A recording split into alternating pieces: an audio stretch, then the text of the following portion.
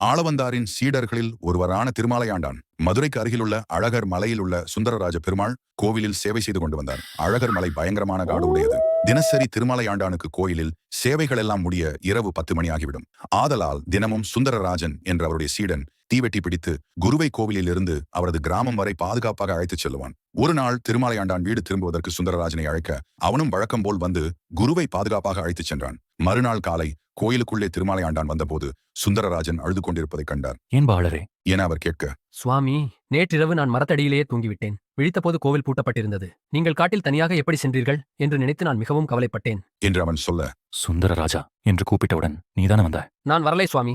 என்றவுடன் அதிர்ந்து போன திருமாலையாண்டான் வந்தது சுந்தரராஜ பெருமாளே என்பதை உணர்ந்தார். பிரபு, நீயா எனக்கு சேவை செய்தது? உனது காருண்யத்துக்கு எல்லையே இல்லை என கதறினார். இப்பேற்பட்ட திருமாலையாண்டானிடத்தில்தான் ராமானுஜர் 4000 திவ்ய பிரபந்தத்துடைய விளக்கங்களை கேட்டு மிகவும் ஆனந்தப்பட்டார்.